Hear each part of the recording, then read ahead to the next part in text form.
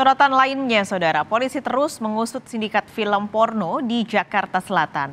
Ada 16 pemeran video porno yang akan diperiksa Jumat besok. Penyelidikan kasus ini diharapkan tidak hanya soal pornografi, tapi juga pidana lain seperti pencucian uang. Polisi menangkap para tersangka kasus rumah produksi film porno di 2 lokasi berbeda. Di lokasi pertama, ada 2 tersangka yang diciduk polisi. Lokasi penangkapan berada di rumah studio di Jalan Jati Raya, Pasar Minggu, Jakarta Selatan. Setelah melakukan pengembangan, penangkapan tersangka pun dilanjutkan di Jalan Srengseng Sawah, Jagakarsa, Jakarta Selatan. Di lokasi kedua ini, ada 3 tersangka yang ditangkap.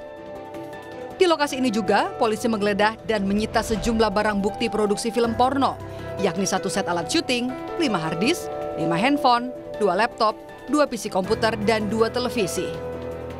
Polisi menyebut meminta Kominfo memblokir 3 situs porno dari rumah produksi ini.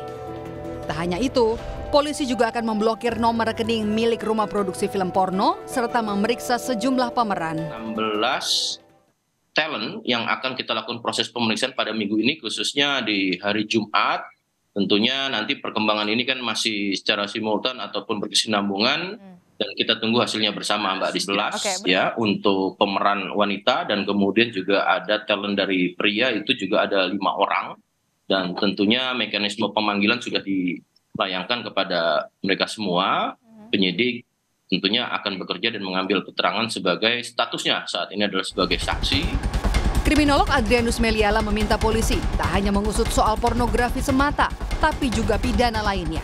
Maka saya berharap bahwa teman-teman kepolisian jangan hanya membatasi pada konteks pornografinya, tapi indikasi pada tadi ya pelibatan atau adanya alkohol, prostitusi, perjudian dan yang lainnya yang biasanya secara kasusal itu kemudian dekat-dekat terjadinya. Demikian uang juga gitu ya.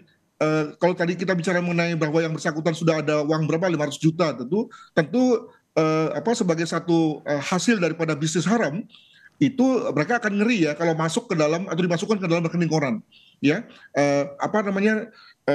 perusahaan yang nggak jelas tapi kemudian bisa menghasilkan uang yang banyak, maka tentu dia kemudian akan pakai dengan nama palsu atau dengan pemilik yang lain yang pada dasarnya sudah masuk pada konteks pencucian uang. Demikian. Polisi menetapkan 5 tersangka dalam kasus produksi film porno.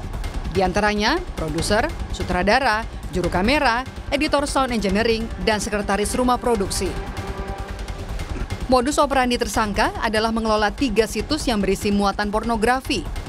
Untuk bisa mengakses film, dikenakan tarif berbayar dan juga berlangganan. Rumah produksi ini memulai pembuatan film porno sejak tahun 2022. Sindikat ini memproduksi 120 film porno dengan durasi 1 jam lebih setiap filmnya.